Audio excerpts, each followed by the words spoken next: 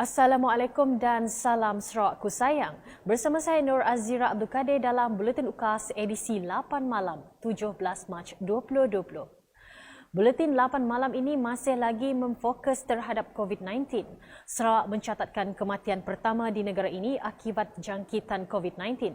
Jawatan Kuasa Pengurusan Bencana Negeri Sarawak dalam satu kenyataan media memberitahu, mangsa merupakan lelaki berusia 60 tahun disahkan meninggal dunia di Hospital Umum Sarawak pada jam 11 pagi Selasa.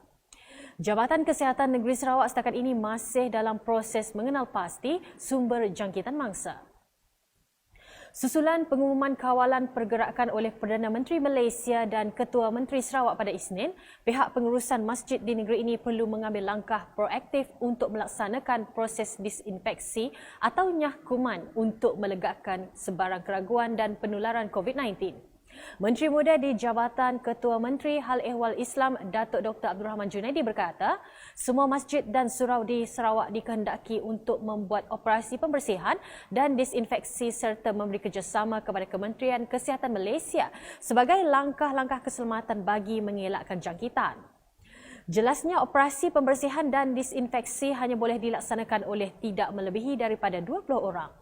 Dan saya nak sarankan melalui media pada hari ini untuk maklumkan kepada semua jawatankuasa pengurusan JKP, surau-surau dan masjid-masjid yang ada di Sarawak ini untuk melakukan kerja-kerja pembersihan ini. Walaupun mereka tidak dimaklumkan oleh pihak Kementerian Kesihatan ataupun Jabatan Kesihatan, tapi kita galakkan supaya mereka melaksanakannya secara proaktif.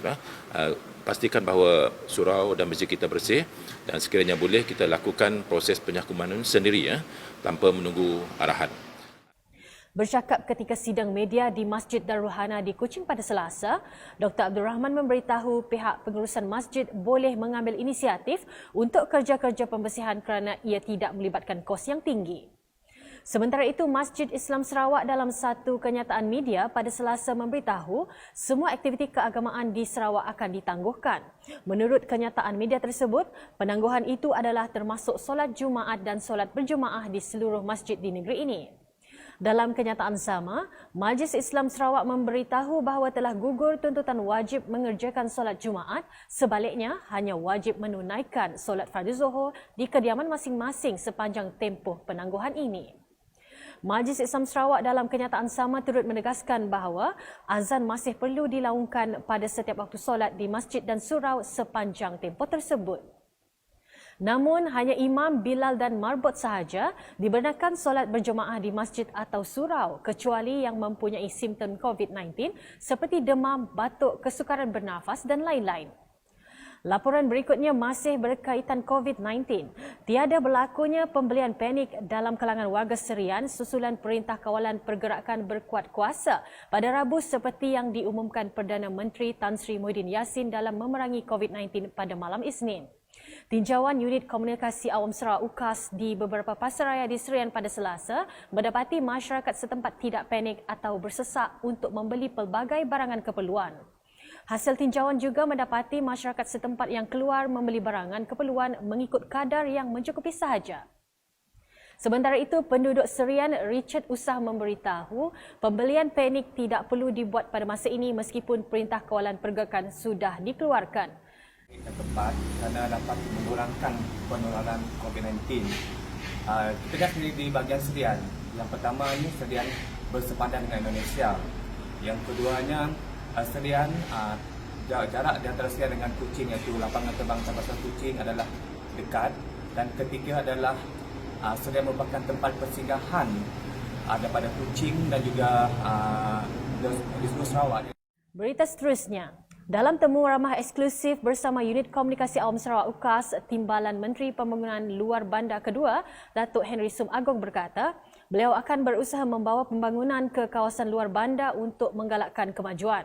Katanya setelah mendengar taklimat mengenai kementeriannya, terdapat projek yang boleh dibawa khususnya ke kawasan luar bandar.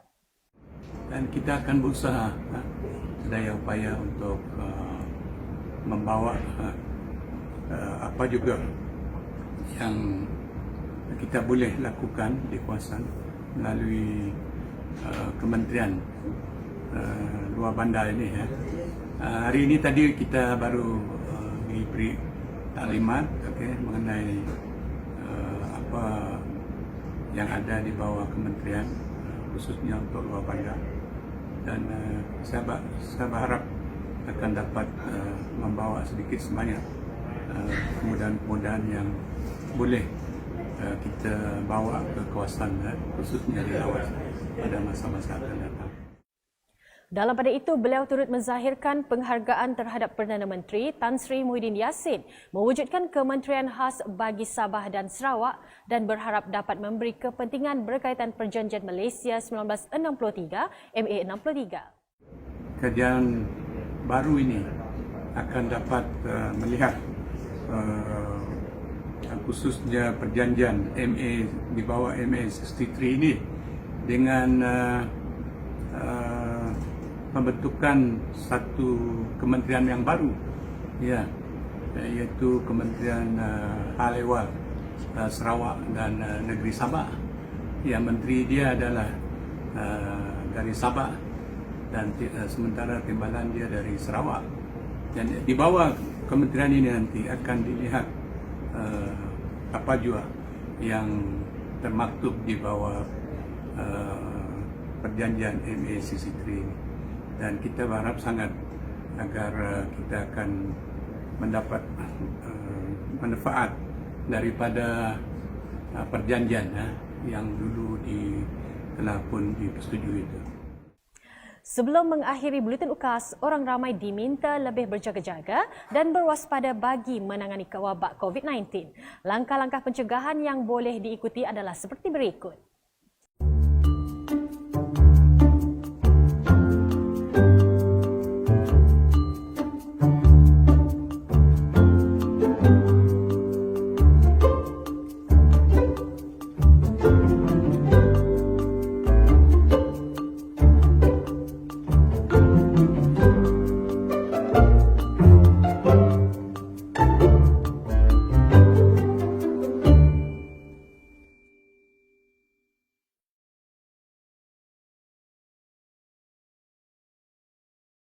Sekian Buletin UKAS edisi 8 malam bersama saya Nur Azira Abdul Kadir dan kru penerbitan.